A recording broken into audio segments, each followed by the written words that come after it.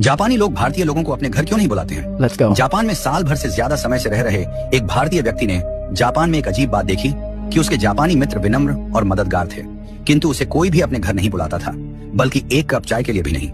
हैरान और आहत होकर आखिरकार उसने एक जापानी मित्र से पूछा कि ऐसा क्यों है। काफी देर तक चुप रहने के बाद उस दोस्त ने भारतीय व्यक्ति को जवाब दिया कि हमें भारतीय इतिहास पढ़ाया जाता है, किंतु प्रेरणा लेने के लिए नहीं, बल्कि एक चेतावनी के तौर पर। Oh my God. ये सुनकर उस भारतीय व्यक्ति ने हैरान होकर पूछा, क्या चेतावनी?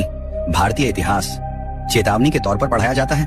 प्लीज बताओ ऐसा क्यों है? तब जापानी दोस्त ने उससे पूछा कि बताओ कितने अंग्रेजों ने भारत पर राज किया था? तब भारतीय व्यक्ति ने कहा शायद लगभग 10,000। जापानी व्यक्ति ने गंभीरता से सिर हिलाया और पूछा उस समय भारत में 30 करोड़ से ज्यादा भारतीय रहते थे, है ना? तो फिर तुम्हारे लोगों पर अत्याचार किसने किया? उन्हें कोड़े मारने, यातना देने और गोली मारने के आदेशों का पालन किसने किया था? फिर उसने जोर देकर पूछा कि जब जनरल डायर ने जलियांवाला बाग में गोली चलाने का आदेश दिया तो ट्रिगर किसने दबाया था? क्या वे अंग्रेज सैनिक थे? नहीं, वे भारतीय थे। किसी ने भी जनरल डायर पर अपनी राइफल क्यों नहीं तानी? एक ने भी नहीं। फिर उसने कहा तुम जिस गुलामी की बात करते हो ना, यही तुम्हारी असली गुलामी थी, शरीर की नहीं, आत्मा की। वह भारतीय व्यक्ति जडवत, मौन और शर्मिंदा खड़ा सुनता रहा। जापानी मित्र ने आगे कहा चलो बताओ मध्य एशिया से कितने मुगल आए थे? शायद कुछ हजार, और फिर भी उन्होंने सदियों तक तुम पर राज किया। मुगलों ने अपने संख्या बल से भारत में शासन नहीं किया, बल्कि तुम्हारे अपने लोगों ने सिर झुकाकर मुगलों को सलाम किया, अपने लोगों से द्रोह किया और मुगलों की वफादारी की, या तो जिंदा रहने के लिए या फिर चांदी के सिक्कों के लिए। तुम्हारे अपने ही लोगों ने अपना धर्म परिवर्तन कर लिया, अपनी बहन बेटी मुगलों से ब्याह दी। तुम्हारे ही लोगों ने तुम्हारे नायकों को अंग्रेजों को सौंप दिया। बताओ चंद्रशेखर आजाद के साथ विश्वासघात किसने किया था? वे अल्फ्रेड पार्क में छुपे हैं। ये खबर अंग्रेजों को किसने दी थी?